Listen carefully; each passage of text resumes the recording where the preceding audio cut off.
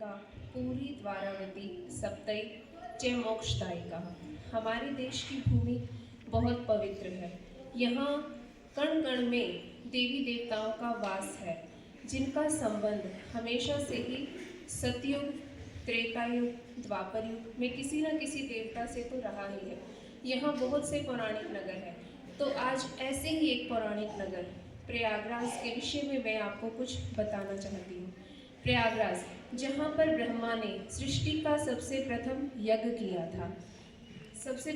किया था और जहाँ पर गंगा, यमुना, सरस्वती तीनों नदियों की धारा आपस में मिलती है।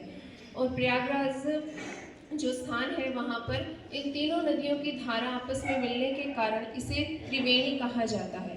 ब्रह्मा द्वारा किए गए प्रथम यज्ञ से और त्रिवेणी होने के कारण यहाँ पर अनेक ऋषि मुनि जो हैं वो तपस्या करने आने लगे, जिसके कारण से इसका नाम तीर्थराज पड़ गया। प्रयागराज जो नाम है इसका इसी वजह से पड़ा था कि प्रथम से प्र ले लिया गया, यज्ञ से याग ले लिया गया और तीर्थराज का राज ले लिया गया, जिसके कारण से इसका नाम प्रयागराज पड़ गया। यहाँ पर भगवान विष्णु जी हैं, वो एक अधिष्ट देवता के रूप में विद्यमान हैं, जिसे वेणी माधव भी कहा जाता है। यहाँ पर भगवान विष्णु के 12 स्वरूप विद्यमान हैं, जिस कारण से इसे द्वादश माधव भी कहा जाता है। मध्यकाल में, जैसा कि आप लोग जानते हैं कि जब अकबर का समय था, तब बहुत से नगरों का नाम बदल दिया गया था।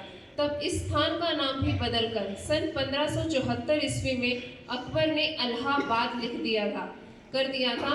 तब ये बोलचाल की भाषा में इलाहाबाद बन गया था, जिसे आप सब जानते भी हैं। और जैसे जैसे समय बदला, हमारी सनातन संस्कृति को मानने वाली सरकार आई 2017 में, तब इसका नाम बदलकर फिर से वही पौराणिक नाम रख दिया गया, प्रयागराज।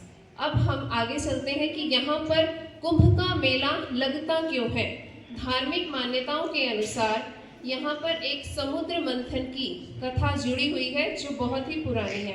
कहा जाता है कि असुरों और देवताओं में वासुकी नाग को रस्सी के तौर पर मेरु पर्वत के चारों ओर लपेटकर क्षीर सागर अर्थात बहुत बड़े समुद्र का मंथन किया गया था।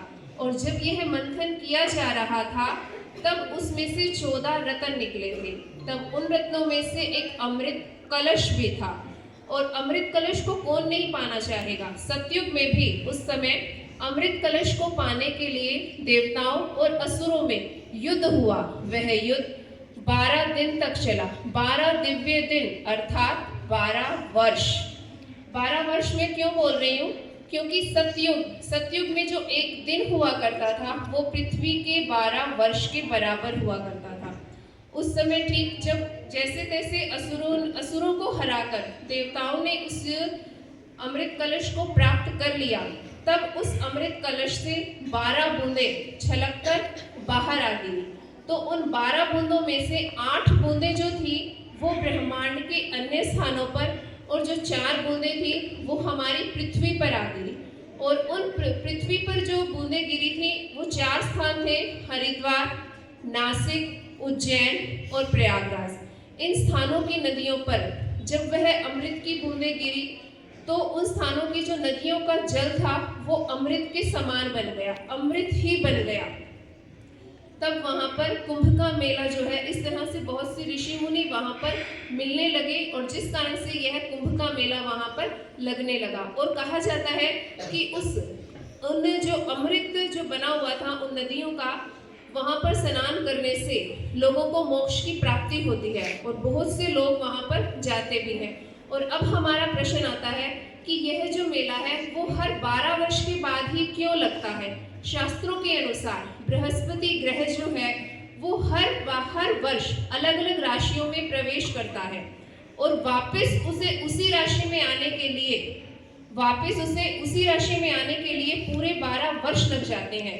और इस बार यह बृहस्पति ग्रह वृषभ राशि में प्रवेश करेगा, और जो सूर्य जो है वो मकर राशि में गोचर करेगा। तो इसी कारण से इस बार यह मेला प्रयागराज में आयोजित किया जाएगा। ठीक उसी तरह हर साल, हर 12 वर्ष बाद हमारे जो ज्योतिषाचार्य हैं वो सब नक्षत्रों के माध्यम से निश्चित करते हैं कि किस स्थान पर और किस समय यह मेला हर 12 वर्ष बाद आयोजित किया जाएगा।